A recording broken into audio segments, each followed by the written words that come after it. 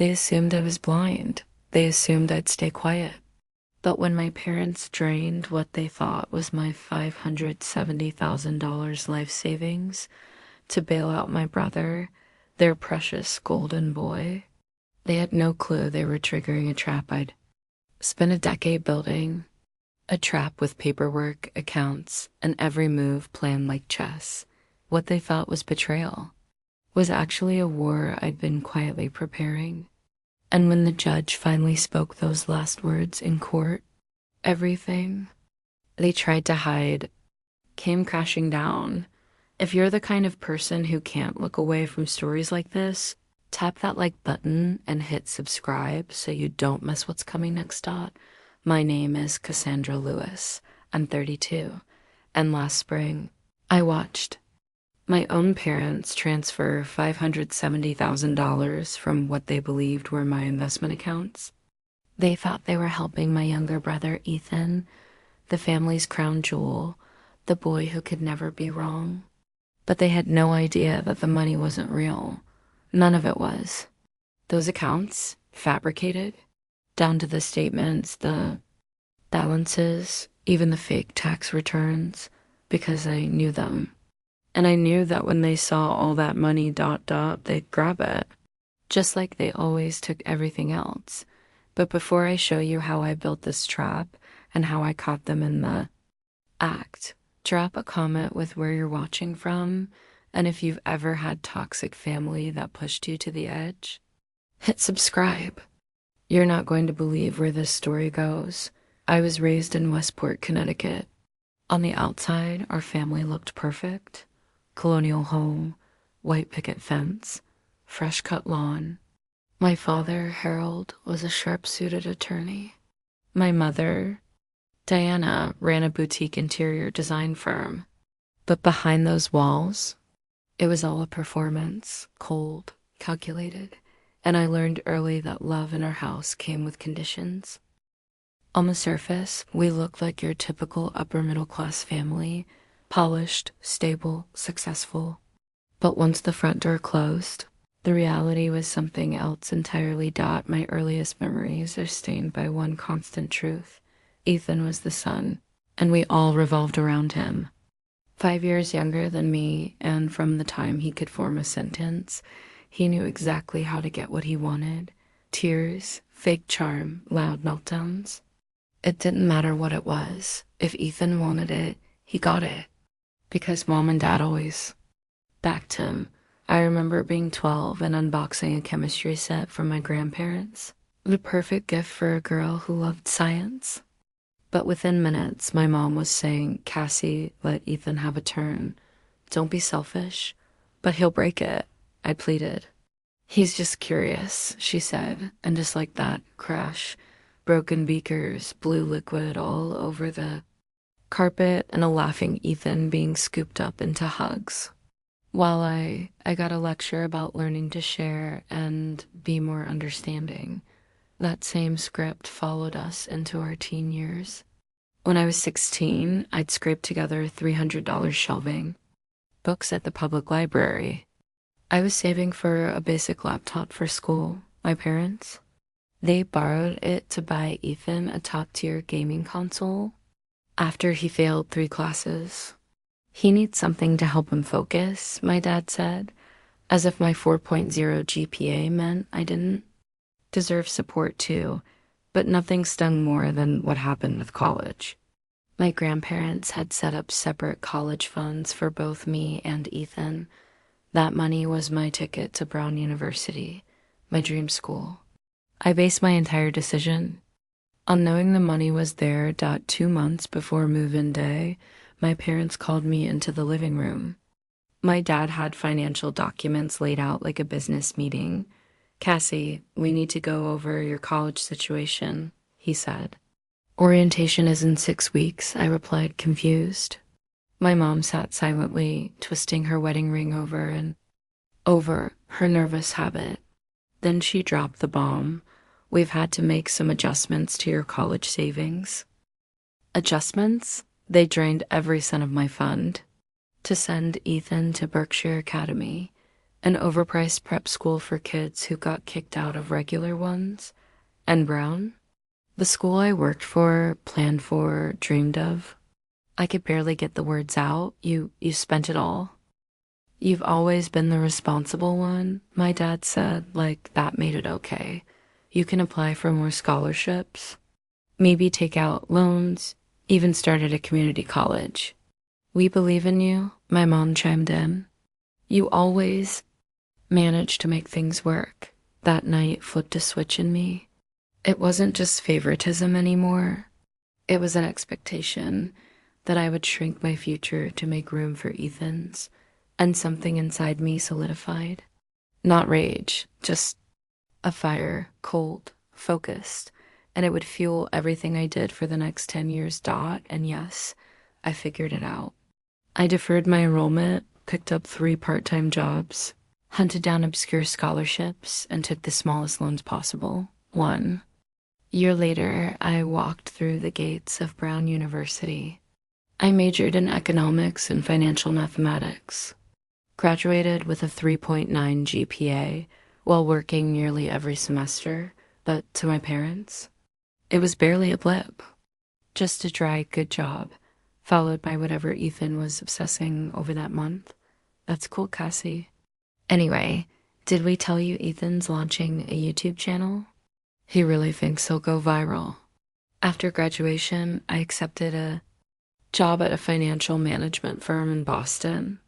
And yes, putting hundreds of miles between me and Connecticut wasn't random. It was necessary. I needed space to breathe, to live, to break free from the gravitational pull of my family's chaos. I buried myself in work. Quiet, precise, disciplined. The financial world made sense in ways my family never did. I lived small, saved big, invested wisely, and for the first time, I was building real, independent wealth. Family visits were like awkward plays. Mom would tour my apartment like a design critic, pointing out what needed fixing. Dad would fish for income, details with his fake curiosity. And Ethan, if he even bothered to show up, would whine about whatever job he just quit, or why his failed business was someone else's fault. These family visits always ended the same way, with guilt trips disguised as conversations. You know, Cassie, my mom said during a visit a few years ago, Ethan's been really overwhelmed with his student loans. From that business program, the one he dropped out of after the first semester, I asked, casually pouring coffee in my spotless, tiny kitchen. He wasn't being challenged enough, my dad cut in. But the loans are still there, and we thought, since you're doing so well financially, I'd heard it all before. Their version of family duty always meant me cleaning up Ethan's mess, and when I refused, I wasn't practical. I wasn't fair. I was cold, uncaring, ungrateful. Family helps family, my mom would say like a script. But funny how that help only ever moved in one direction. Them taking, me giving, always . And the more my real savings grew, the more obsessed they became with my money. Every visit came with subtle questions about my income. Every call had some hidden angle about Ethan needing support. All the bitterness I had bottled up over the years, it started turning into something sharper. Strategy. A planned audit began with suspicion, then confirmation. I needed to know if they had the opportunity. Would they actually steal from me? Not just ask. Not just manipulate, but take . And if they would, I needed undeniable proof. Not to defend myself, but to expose the truth about who they really were. No more pretending. No more polite silence. By the time I turned 30, I wasn't just stable. I was thriving. At Meridian Financial Management, I had built a name for myself, a reputation for cold logic, strategic thinking, and bulletproof risk analysis, which is kind of ironic, isn't it? After a lifetime of watching my parents throw away my future to cushion Ethan's failures, I developed something most people never learn, The ability to see betrayal coming from miles away. Financially, I was uncheckable. A decade of discipline, saving, investing, researching had grown my real portfolio into something far beyond the $570,000 I would eventually use as bait. The real accounts, spread across institutions they'd never touch, backed by layers of security most people wouldn't even think to set up. This wasn't paranoia, this was planning. The illusion began quietly. I opened a few small accounts at obscure banks, ones my family had never heard of. Just enough cash to activate them, nothing flashy. Then I started building a digital footprint, something that looked legitimate on the surface, but underneath. Total fiction. I spent weeks designing fake statements.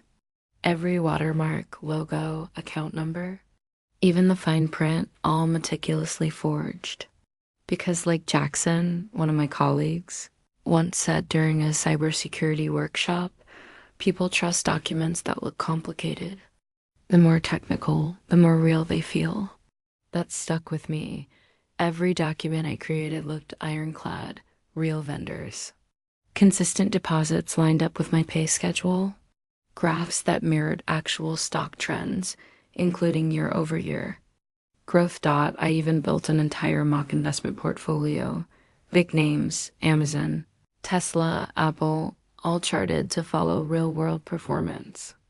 If someone peeked into it, they'd swear I'd been a financial prodigy for years. And for 9 months, I dropped crumbs. Not too obvious. Just enough. One lazy Sunday during a call with my mom, I casually mentioned, markets have been wild. Lately, I've been checking my portfolios nonstop. Portfolios? She asked, trying to sound casual, but I heard the spark behind her voice, just spreading things out a little. Nothing huge, I said, shrugging it off. The bait was officially set. During one of my rare visits home, this time for my father's birthday, I left my laptop open, not by accident, but as if it were. A neatly formatted spreadsheet filled the screen, lined with account summaries and financial projections. Looks like you're doing pretty well, my dad said, lingering a second too long beside the desk. I closed the laptop slowly, like it was nothing. Just trying to stay smart with what I earn, I answered. Casually, the document had shown a total balance of around $570,000, enough to catch attention. Not so much that it seemed suspicious, especially for someone in my line of work. Meanwhile, chaos, true to form, was erupting around Ethan. After jumping from job to job. Marketing, real estate, restaurant ventures. He had now convinced our parents to co-sign a loan for his latest big opportunity, cannabis distribution. It's a once-in-a-lifetime opening.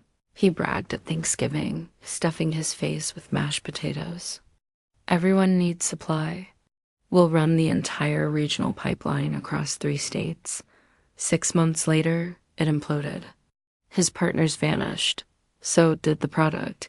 And Ethan, drowning in debt, leaving our parents on the hook for the $500,000 loan they had signed with him. For me, it was divine timing. The number, $570,000, was now etched in their minds. They'd seen it.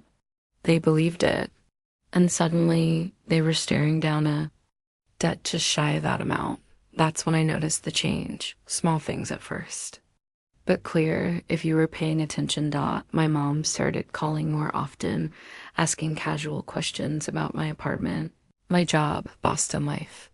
My dad began forwarding me articles, family financial planning, smart ways to give, tax, tips for large gifts. We should come visit you soon, my mom said on a video call in early spring. It's been ages since we saw your place, I smiled. That'd be lovely, I said, knowing full well they hadn't cared to visit me in over 2 years. They chose a weekend, and not just any weekend. It happened to line up perfectly with a real, unavoidable work trip I had to Chicago. I Casually mentioned the overlap, and that's when I caught it. The tiniest flicker of something in my mother's eyes during our video call. Disappointment. But I'll be doing a full system upgrade for work before I head out. I added, keeping my tone light. Probably won't be reachable for 48 hours while everything processes. System. Upgrade. My dad's voice drifted in from the background. Just merging some accounts. I replied, the bank said it's best to handle it now, while I can watch every change live. That was all I needed to say. I didn't even have to explain. The rest, I could feel the wheels turning behind their silence. Everything was almost in place.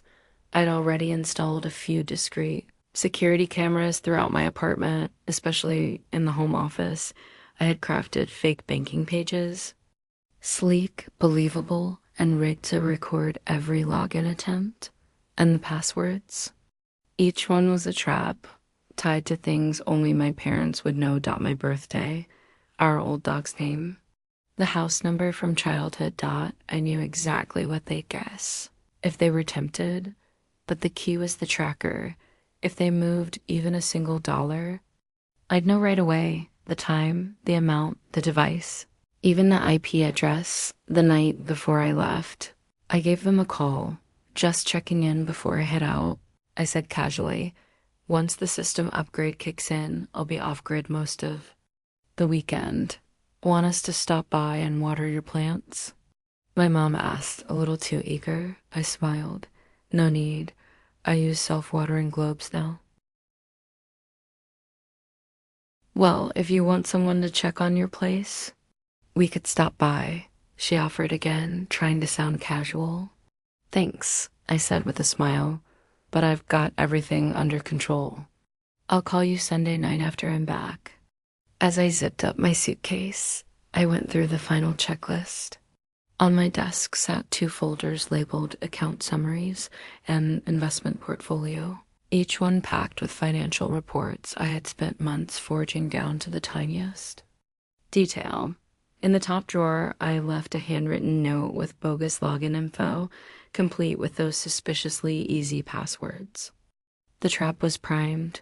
Now it was just a matter of time to see if they'd take the bait. The conference couldn't have been more convenient. Friday morning, I presented a talk on digital banking risks and vulnerabilities. That afternoon, I mingled with peers, and no one batted an eye when I showed a little too much interest in breach response protocols. After all, that was literally my topic. Even while playing the role of professional, I kept one eye on my tablet, sneaking glances at the live camera feeds from my apartment whenever I had a moment alone.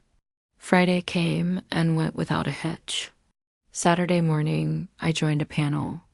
My phone was on silent, face up on the table where I could still see the screen. At exactly 1:17 p.m., the alert flashed.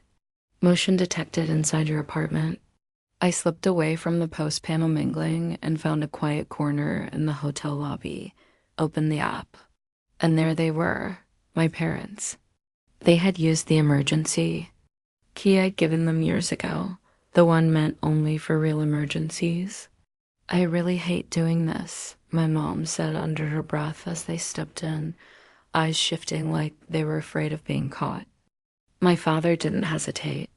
We're just checking in while she's gone, he said smoothly. She mentioned something about a financial system update. She'd want us to make sure everything's okay. They walked straight toward my home office, not a glance at the kitchen. No peek into the living room. No pretending to worry about a leak or a broken window, just a direct path to the desk. Inside the office, my father opened drawers like he knew exactly what he was looking for.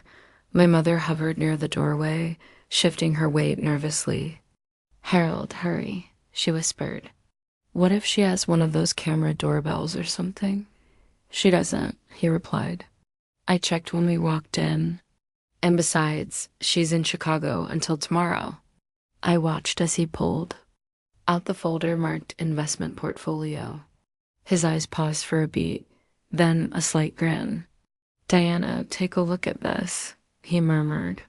"Cassie's been saving like crazy." My mom stepped away from the door, curiosity overpowering caution. "Is that over 500,000?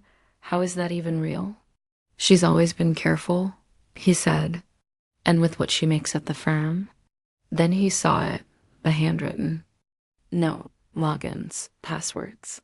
This is it," he said, barely breathing. "This could solve everything. Ethan's mess, the mortgage." "We can't just take it," my mother said, her voice quieter now. "It's her money." "We're not taking it," my father replied, already justifying. "We're borrowing it for the good of the family. Once Ethan bounces back, we'll return every penny." "She's always been the reliable one," he added. "She wouldn't let her brother go under if she had the power to help." "She's refused to help before," my mom reminded him, her voice tight. "That's because she didn't realize how serious things were," he replied. "This is different now. The bank's threatening foreclosure over that loan. If we lose the house, where do we even go for Christmas? What happens to family gatherings? She wouldn't want that to happen." I sat frozen, watching their logic unravel, piece by piece. It felt surreal, cold, like witnessing a psychological case study unfold right before my eyes. For the next hour, they moved deeper into the trap. Using the passwords I had so conveniently left behind, they began logging into the fake financial portals I had custom built. The design was flawless, exact replicas of real banking sites. Login fields, security pop-ups, even encrypted session notices, all carefully engineered. But none of it was real. Just a digital performance, created from scratch with help from a developer friend who owed me a favor. "It's asking for a verification code," my dad muttered, frowning slightly.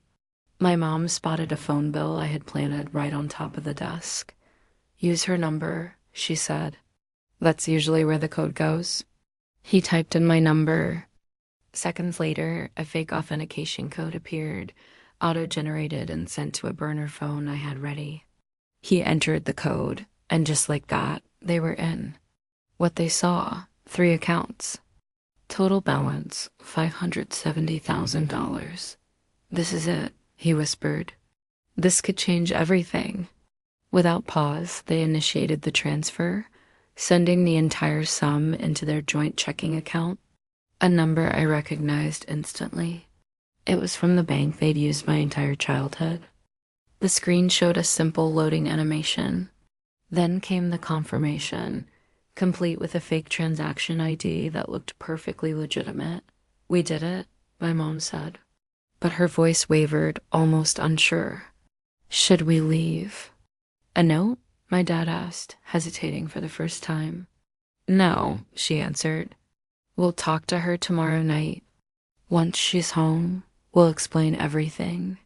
She understand when she hears about the foreclosure, and if she doesn't." My mom whispered, barely audible. "She will," he replied, forcing certainty into every word. "She knows. Family always comes first."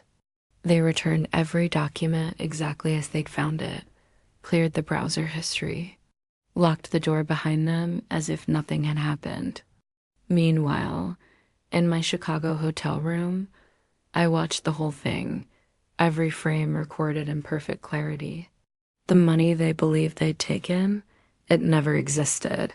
The confirmation code meant nothing, just part of the illusion. But what I did have now was undeniable proof. Full, high-definition evidence of my parents stealing what they thought was my life savings. I had built this moment, planned it, prepared for it, and still, it hurt in ways I didn't expect.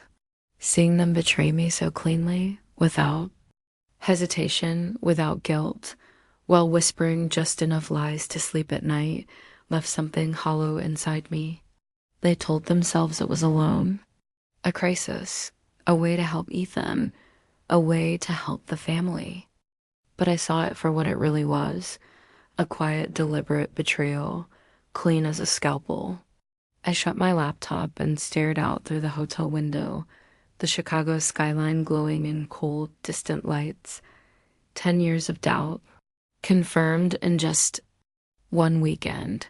The trap had sprung exactly as I planned. But now came the hard part, the confrontation.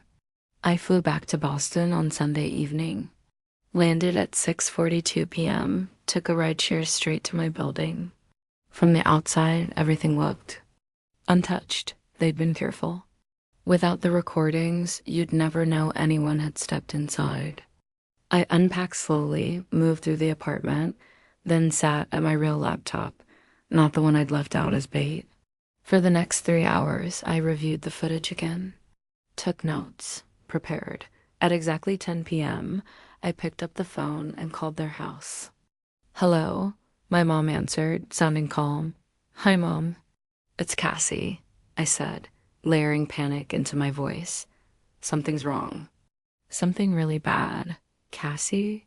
What's going on? Are you hurt?" Her voice trembled with concern. Too much concern. It sounded practiced, calculated, and somehow that made the act even more disgusting. "My accounts. My savings, they're gone," I said, voice cracking just enough. "Over $500,000. Everything's been drained. I just got back from Chicago. I logged in to check my balance, and there's nothing left."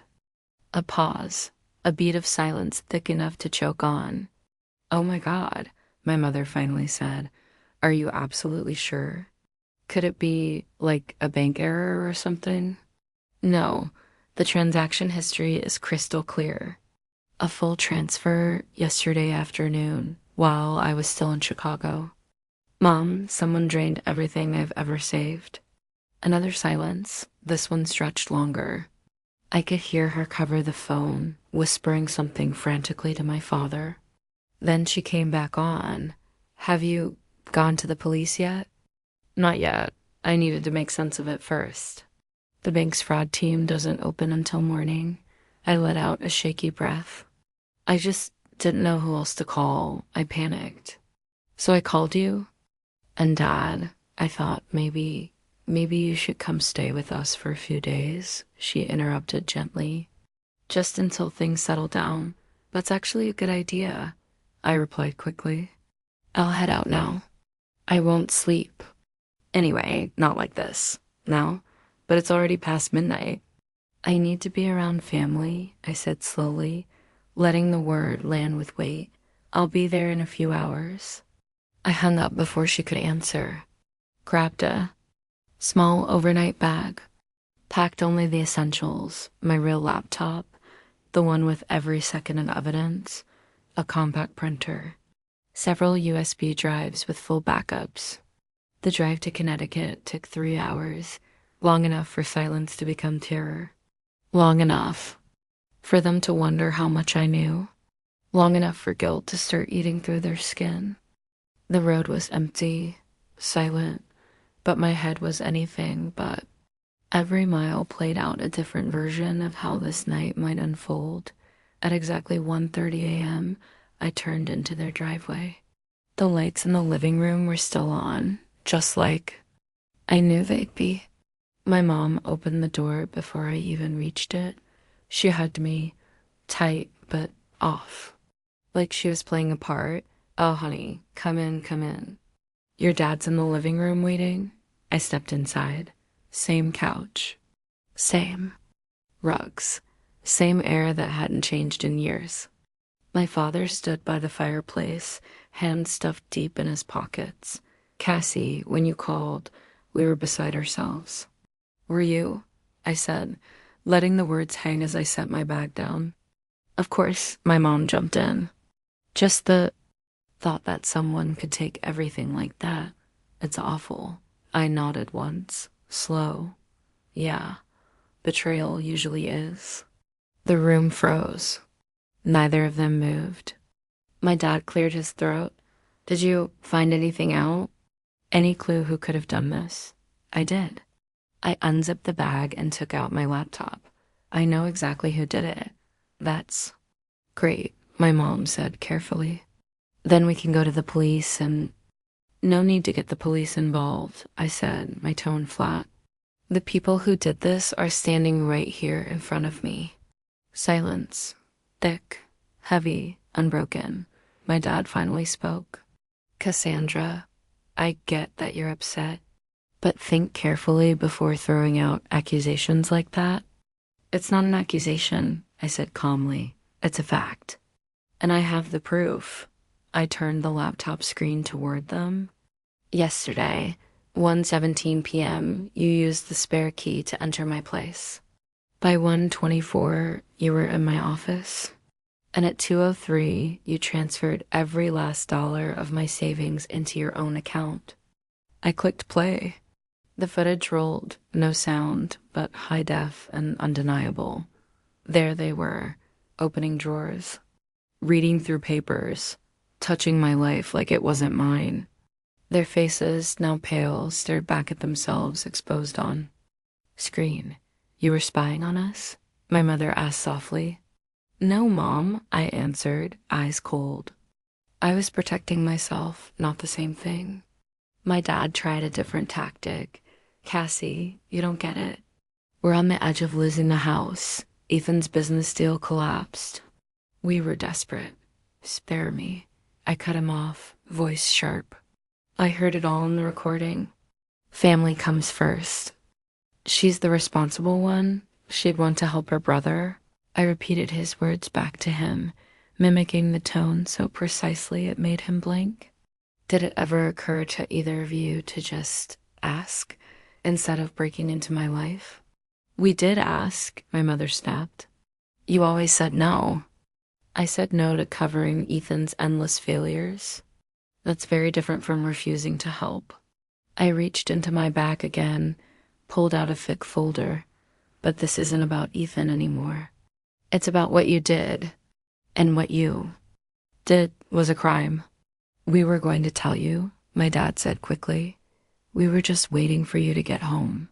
The plan was to explain everything tonight. After you'd already emptied the account, I said. After you crossed the line. I shook my head slowly, deliberately. Do you have any idea what the penalties are for identity theft in Massachusetts? For accessing financial accounts without permission? For financially exploiting a dependent adult? Exploiting? My mother echoed. You're 32. In most states, I said evenly. Any adult over 18 is protected under financial abuse laws. The penalties? 5 years behind bars. $250,000 in fines per incident. That's when my dad's legal instincts kicked in. You can't prove intent, he said, grasping for logic. You gave us access before. You've shared passwords. Not these passwords, I snapped. And the footage? Makes your intent undeniable. I scrubbed through the timeline, unmuted the clip. And there it was, my father's voice, loud and clear. This is it. This money could solve everything Ethan screwed up. Right on cue, the front door opened. Ethan walked in. His timing was so perfect, it almost made me laugh. What's going on? He asked, reading the tension in the air. Mom said Cassie showed up with some kind of emergency. He paused, scanned the room. What did I just walk into? I didn't flinch. Your parents just stole $500,000 from me to bail you out of whatever mess you made. This time, Ethan's face shifted. First confusion, then shock. Then, something colder calculation. $500,000.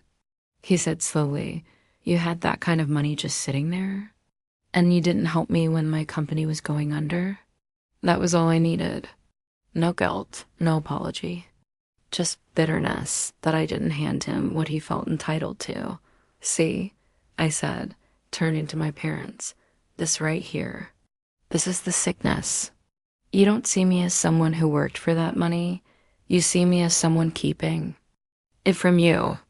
Family takes care of each other, my mother said softly, like it was gospel. Funny, I replied. How that only seems to apply when Ethan's the one in trouble. I turned back to my laptop. But there's one thing. none of you saw coming. I opened a new tab, a sleek custom dashboard, the fake banking site. The money's not real. Their faces twisted, panicked, shifting into disbelief. What do you mean it doesn't exist? My father said, his voice cracking just enough to betray the fear. Exactly that, I replied, turning the screen toward them. The accounts you accessed? Completely fake. The financial statements? Fabricated from scratch. The portals?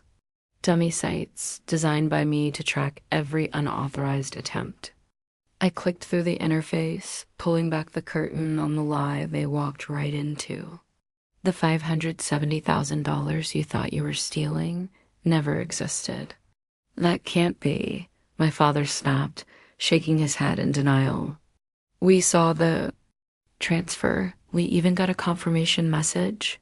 All part of the script, I said, calm and steady. The money never moved because it was never real. I stared them down, letting the truth settle like dust after a bomb. What is? Real is the mountain of evidence I now have. Footage, logs, audio, proof of attempted theft, conspiracy, and fraud. My mother sank onto the couch, ashen and speechless. I don't understand. Why would you set us up like this? Because I needed to see for myself, I answered, voice low but unwavering. To know whether you'd really do it, whether you'd take everything from me without even flinching. To know if all those years of feeling like a walking wallet for Ethan were real. I closed the laptop with a soft, cold snap. And now I know. Ethan, always looking for the angle, stepped forward. So, there's no money? This whole thing was just a setup? No, Ethan, there's money. Just not where you went looking for it. I've spent 10 years building this life, working, saving, investing smart. Did you honestly think I'd leave every cent wide open like that? This is madness, my father muttered, raking a shaky hand through his thinning hair. You set us up. This is entrapment. Entrapment, I said calmly and clearly, only applies when someone's coerced into doing something they wouldn't do on their own. I didn't force you to break in. I didn't make you transfer funds that didn't belong to you. My voice didn't waver, every word intentional. I gave you a choice, and I watched what you did with it. My mother's voice barely broke the silence. What are you going to do now? Are you going to the police? That was the moment. The one I'd imagined again and again while setting every trap. That depends, I said, lowering my voice just enough to shift the air in the room. On what you decide to do next. My father leaned forward, eyes narrowing. What do you want? Not fear, strategy. He was thinking like a lawyer again. We were negotiating now. Money? He offered. We don't have anything left to give you. I'm not here for money, I said. I'm here for something you've never given me, accountability. I let the word echo, heavy and pointed. I want you to own this, not just what happened yesterday, but everything before. All the years you treated Ethan's chaos as more important than my stability. The way you saw me as an asset, not a daughter. That's not fair, my mother whispered, voice cracking. That's not true. It is true, Dot, and now I have the kind of proof no one can argue with. I reached into my bag and laid out the evidence. One piece at a time. Screenshots from the surveillance footage, word for word. Transcripts of their voices inside my apartment, even. Mocked up versions of the transfer receipts they had believed without blinking. I documented everything, Dot, so if you won't own what you did. All of this goes straight to the authorities. Their faces changed instantly, Dot. It wasn't just fear now. It was recognition. They understood what I had in my hands. Dot, my father's mind was already racing. Calculating the fallout, criminal charges, public shame. Dot, career-ending scandal. What? Exactly. Do you want us to do? He asked, carefully picking each word. First, I said, I want a written confession, detailed, honest. explaining what you did and why. Second, I want both of you in family therapy, real therapy. No optics, no PR damage control, just the work, or none of this gets buried. Third, going forward, I cut in. I want full financial transparency, every loan, every debt, every hidden mess in Ethan's name. I want it in writing. I need to know what I'm unknowingly tied to. Then I turned to Ethan. You still don't get it, do you? You nearly got them locked up, Dot, and here you are, acting like it's some mix-up. His face twisted. Oh, so now it's my fault? He snapped. You're the one who cooked up this whole fake money trap. No, Ethan, I didn't trap anyone. I built a mirror. And when you all looked into it, the truth stared back. I stepped closer, slowly. This wasn't some random setup. It's the result of a lifetime spent watching you get rescued. From your own disasters, they didn't just protect you. They crossed every line to keep you from facing consequences. You're insane, he snapped. You've always been jealous. Just admit it, they love me more. His voice cracked, high sharp like a child backed into a corner. My mother gasped, but neither one of them spoke up to deny it. I nodded, taking it in. Thanks for confirming that. But I'm not jealous, I'm grieving. Grieving the parents I needed and didn't get. Grieving the brother who should've. Stood beside me, not used me as a step stool. Silence fell deep and sharp. Then my father spoke, measured and cautious. What do you expect from Ethan in all of this? Nothing, I said, without hesitation. I've learned not to expect anything from him. My terms are for you. His mess is his own. Just don't make me the cleanup crew anymore. Ethan scoffed. So that's it? You're cutting me off? Poisoning them against me with your drama and fake victim crap? No, I said, eyes steady. I'm not turning anyone. I'm giving them a choice. I'm done with the pretending. Whatever happens next is what you chose. And then I looked at my parents one final time. So what's it going to be? Truth or consequences? My words dropped into the room like cement, heavy and unmoving. And for the first time, they really saw me. My mother, the one who had spent years looking away, finally broke. I'm sorry, she whispered, her eyes filled with tears. I never realized. I never tried to see it through your eyes. Diana, my father said, his voice low, trying to pull her back. But she turned to him instead. No, Harold, she's right. We leaned on her because she could take it.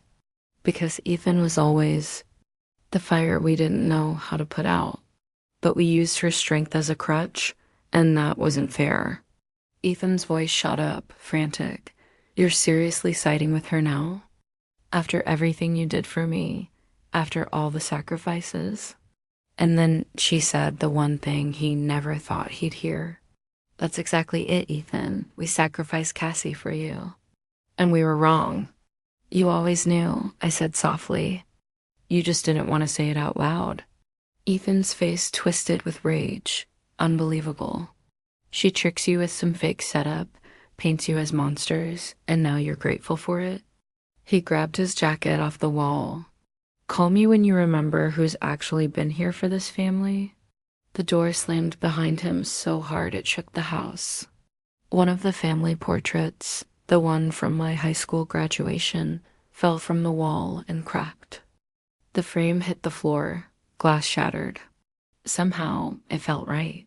Silence filled the space, but not the kind that soothes. It was the silence that comes when something breaks. The script we'd been reading from all our lives, the unspoken. Roles, the rehearsed lines, it was gone. I'll draft the statement tonight, my father said quietly. And I'll start looking for a real therapist in the morning, my mother added, dabbing at her eyes. Then she looked at me. Will you stay? Just for tonight? A part of me wanted to leave. Run back to the life I'd built, the peace I'd fought tooth and nail to create. But another part of me knew. Maybe this was something new. Fragile, Messy. Real. I'll stay, I said. But I'm sleeping in the guest room, not my old room. I need boundaries now. As I climbed the stairs, bag in hand, I heard her sobbing softly downstairs and my father trying awkwardly to comfort her. It was exactly the scene I'd imagined, but living it, it felt heavier than anything I could have prepared for. The trap had worked, but what came after, there was no playbook for that. In the guest room, I grabbed my phone and texted Zoe, the one person who knew the whole story. It's done. They took the bait, everything's shifting. Her reply came seconds later. Are you okay? I stared at the screen. Not yet, I wrote back. But maybe someday. The weeks after the confrontation were messy, but they mattered. My father followed through, writing a 5-page confession. He detailed everything, the theft, the years of favoritism, the patterns we all lived under without question. My mother included a handwritten note. It was unpolished, emotional, still full of confusion, but it was a beginning. After 2 days in Connecticut, I went back to Boston. I needed space. Time to think. The therapy started that weekend. They showed up in person. I joined virtually. Dr. Lillian Freeman, a trauma specialist who dealt with financial abuse and generational damage, led the sessions. She didn't sugarcoat anything. This family's been stuck in the same loop for decades, she said during session 2, and none of you saw it because it felt familiar. Cassandra's methods. Unconventional, yes, but sometimes disruption is the only way to break generational cycles. My father had the hardest time.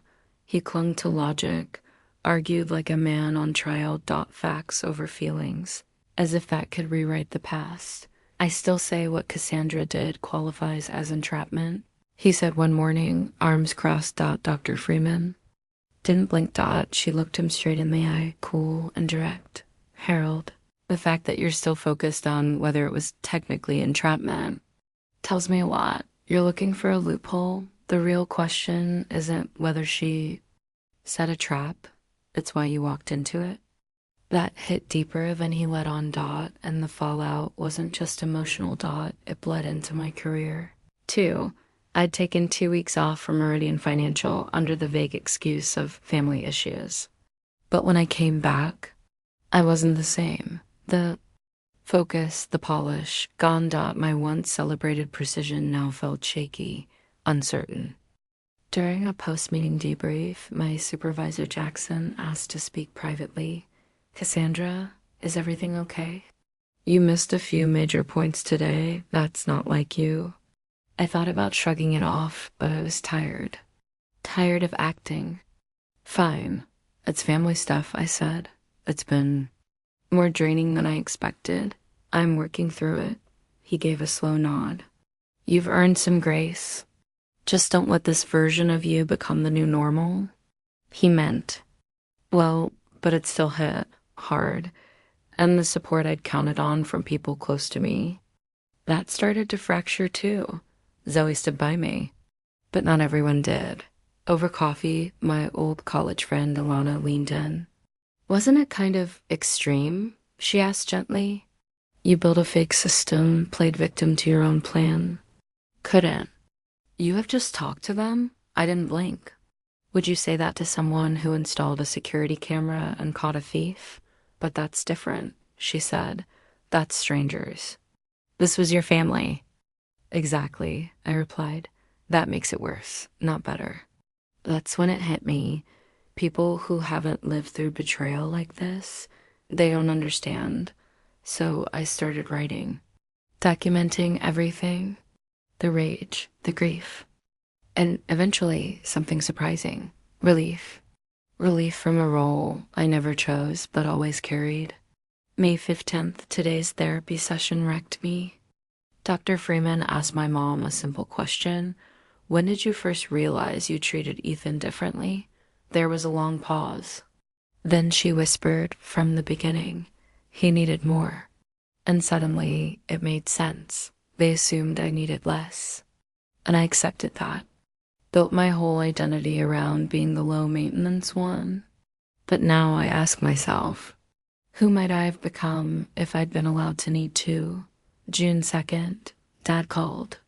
Gave an update about the house that's entering pre-foreclosure. He asked if I knew anyone who could help, but then added gently, "We're not asking for money. That's something." I sent him the number of a mortgage consultant, support, but not rescue. Help without enabling. June 17th, Ethan texted. The first message since it all unraveled. Just 4 words, "You ruined our family." I didn't respond because I know the truth. The family was already fractured. All I did was flip the light switch. Meanwhile, my parents faced the full weight of the reality they'd ignored. With no imaginary $570,000 to save them, the crisis became real. Foreclosure, bankruptcy, words they once treated like distant threats, now lived in their daily vocabulary. At 63, my father quietly gave up on ever retiring. My mother picked up weekend interior design gigs just to keep their income afloat. By our 4th therapy session, Dr. Freeman led us right to the edge.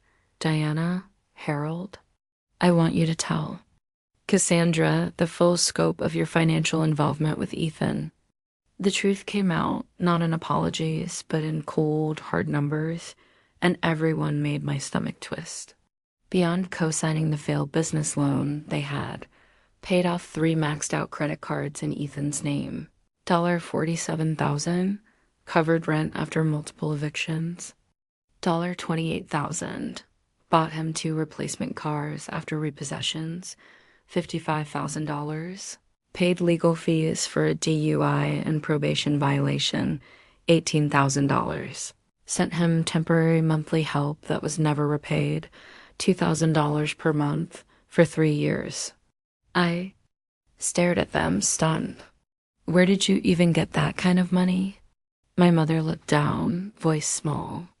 "We refinanced the house twice, took loans out of your father's retirement, maxed out our own credit cards." "And it never occurred to you," I asked, voice tight, "to just stop? He's our son," my father said, like that was some sacred explanation, and to them it was. "He's also a grown adult," I said, staring straight at them, "one you've shielded from reality at every turn." Dr. Freeman finally stepped in. "What you're describing is enabling," Dr. Freeman said gently. "And it's one of the hardest patterns to break because it runs on love and fear. Love for your child, fear of watching them fall. But enabling doesn't protect. It only makes the damage run deeper for everyone." My mother nodded slowly. We thought we were helping, but all we did was delay the fallout and hurt Cassie in the process. That moment, that simple admission felt huge. Then came Ethan's reaction. Exactly what I expected, and somehow still more painful than I wanted to admit. Once the financial faucet shut off, he spun through every trick he had. Anger, guilt trips, desperation masked as affection. One night in June, my mom called, her voice shaking. "He came to the house," she said, "demanded money. When we refused, he threatened to sell the car we co-signed." "And what did you tell him?" I asked, bracing. "We said it's his decision, but we're not covering the balance." Her voice wavered.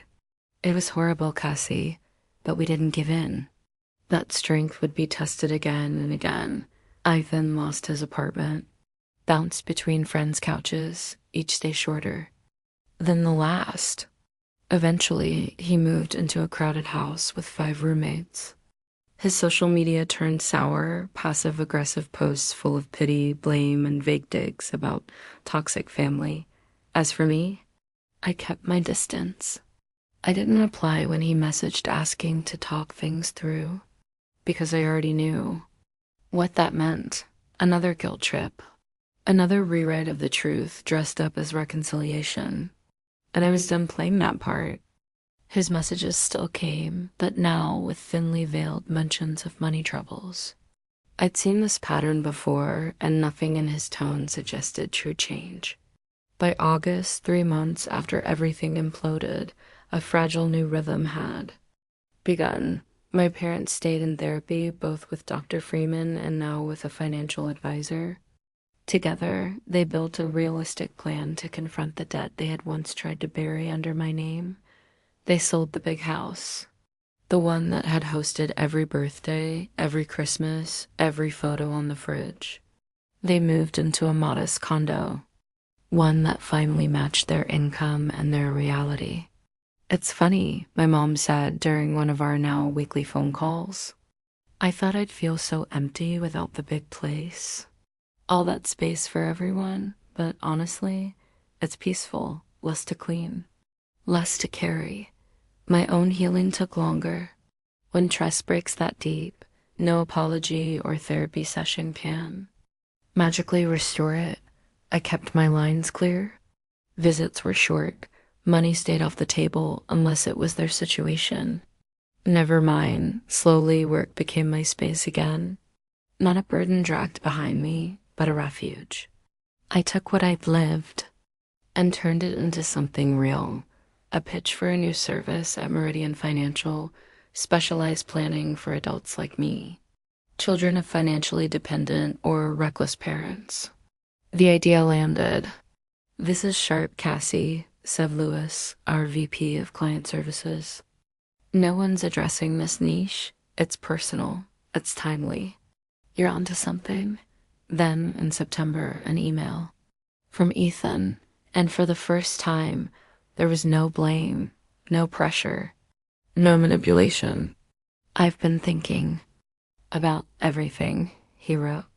I'm not saying you were right about how you did it. I still think it was kind of screwed up. But I can see now that Mom and Dad really did treat us differently. I got used to being rescued. I'm trying to learn how to stand on my own. It's harder than I thought. I read it more than once. Then I replied simply, it is hard, but necessary. I hope you find your way. It wasn't forgiveness. It wasn't a clean slate, but it was something, acknowledgement, maybe even the first crack in something new. As the leaves turned and the days grew shorter, I found myself reflecting on the trap I designed. It wasn't just a plan. It was a rupture, a fracture, that broke through the illusion we'd all been living inside. It forced us to face the truth, the version of us that once existed, gone, and in its place, something unfamiliar, fragile, and real was beginning. The pain had been real, the confrontation inevitable, but what came after surprised me. It held something I hadn't dared to imagine.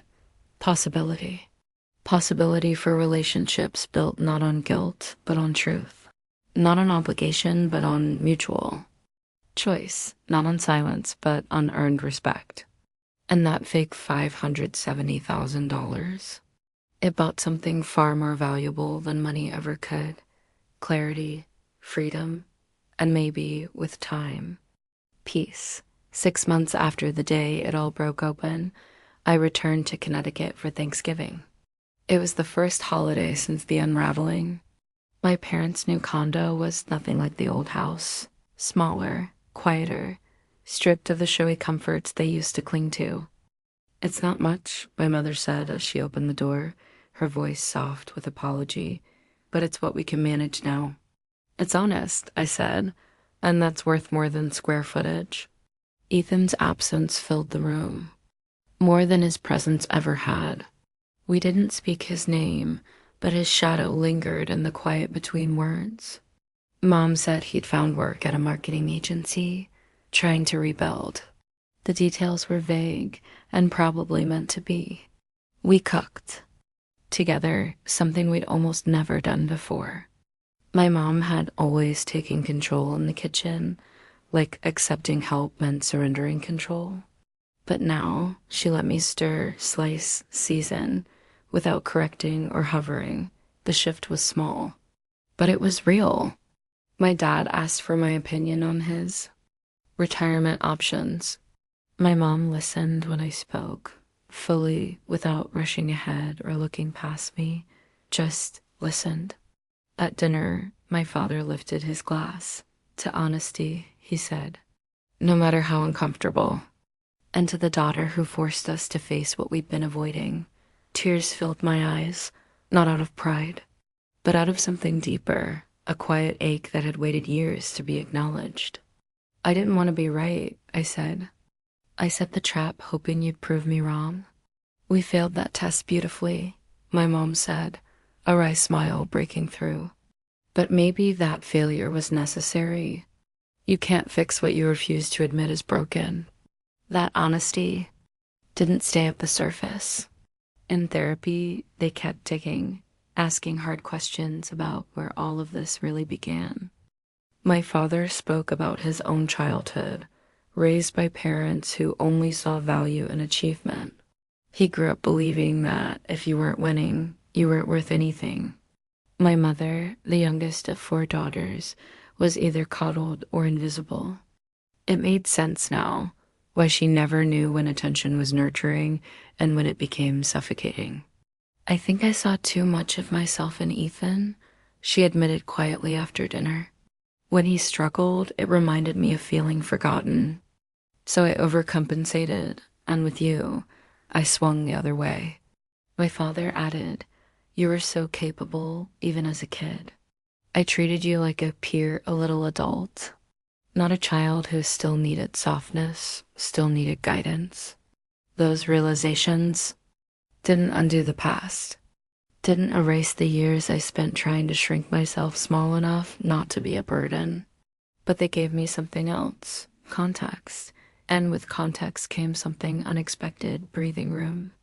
A quiet space between resentment and forgiveness, where understanding could begin. My own healing wasn't a straight path. In therapy, I started to see just how deeply my family's dysfunction had written itself into me. Perfectionism, hyper-independence, a deep, unspoken belief that accepting help meant I'd owe something back. Even naming those patterns felt rebellious. But naming them was just the start, the real battle. Changing them, the trap you set was genius, Dr. Chin told me once. But it also reveals how much you expect betrayal. The harder question is this: can you build trust without testing? At first, that one hit hard. Because it wasn't just my parents I tested. I'd been setting traps my entire life. Friends, partners, coworkers. I'd been testing them all, planting quiet emotional landmines, waiting to see who'd misstep dot, and when they did, I felt oddly justified. See, they failed too. That cycle became my next target. I started rewiring the way I connected, practicing vulnerability in small, intentional steps, asking for help when I actually needed it, not saying what I wanted out loud instead of hoping someone would guess. And when it felt safe, I learned to offer second chances. One of the most unexpected breakthroughs came through something simple, a Cora support group. At first, it was just a handful of us, adult children like me, people who'd been financially manipulated by the ones they trusted most. We met once a month at a tiny community center near my place in Boston. Over time, we weren't just surviving anymore. We were building something. 3 members became 15, facilitating. Those meetings gave me a place to put the pain, to transform it into something that could matter. My mom asked for my bank statements. Again last week, one woman shared during our December circle. I've always sent them without hesitation, but this time, I said no. The room went still. Then someone whispered, "Wow." How did she react? I asked gently, badly. At first, but later, she called and apologized. It's a small thing, but for me, it felt huge. We all nodded because we understood. These weren't small victories. They were tectonic. Every no was its own declaration. That we mattered. That we were allowed to have limits. My own boundaries had held 2 since that confrontation. My parents hadn't asked for money once. Not even when things got hard. In October, My father had a heart scare. Medical bills stacked up. Still, my mother only said, "We'll figure it out. Your dad and I are learning to live within our real means." That alone felt like a quiet miracle. Meanwhile, at work, I turned pain into something with shape, something that helped people dot my focus on the emotional layers. Behind family finances led to a promotion, senior financial advisor specializing in intergenerational wealth and legacy planning. But my edge wasn't technical, it was emotional. Money isn't just math. I told new hires often, it's control. It's love. It's fear. If you ignore the emotions behind it, you're not really doing the work. By the time winter wrapped itself around Boston, I felt more rooted, not healed, but steadier, than an email I didn't expect from Ethan. He'd be in town for work. He wanted to meet. I hesitated, then said yes, coffee. Mutual ground, when he stepped into the cafe. He looked like someone I didn't quite recognize. Asterisk. The designer labels were gone. He wore simple clothes now, softer posture, and I braced. Not for attack, but for something unfamiliar. Humility. The usual swagger had vanished. He looked smaller, but more real. "Thanks for meeting me," he said, ordering a plain black coffee instead of his usual overcomplicated latte. "I know you didn't have to. What did you want to talk about?" I asked, keeping my voice even, not cold. Not warm, just clear. He fiddled with the rim of his cup, visibly uneasy. "I've been thinking a lot. Since everything happened, I even started therapy." That stopped me for a second. Ethan, who used to joke, "Why pay someone to tell me I'm broken?" was now sitting here saying that. "That's good," I said, careful not to overreact. I was angry. "Especially at you, that felt easier than looking at my own mess." He looked up, just briefly. "My therapist helped me realize the trap you set. It wasn't about the money, was it?" "No," I said softly. "It was about finally being seen, about having my experience acknowledged." He exhaled deeply. "I didn't realize how different we had it growing up. People just handled things for me. I never questioned it. I never had to." The honesty, however late, landed deeper than I expected. I had prepared myself for excuses. I wasn't ready for truth. "You still talk to Mom and Dad?" I asked, here and there. He nodded. "But on my terms now." "Not theirs." He gave a wry smile. "But trying." "But 27 years of dysfunction doesn't disappear in 6 months." He laughed. Not bitter, just tired. "I'm figuring out how to be an adult for real now. It sucks, but it feels right." We sat and talked for almost 2 hours. Not everything was. Resolved, it wasn't a movie ending. That something shifted.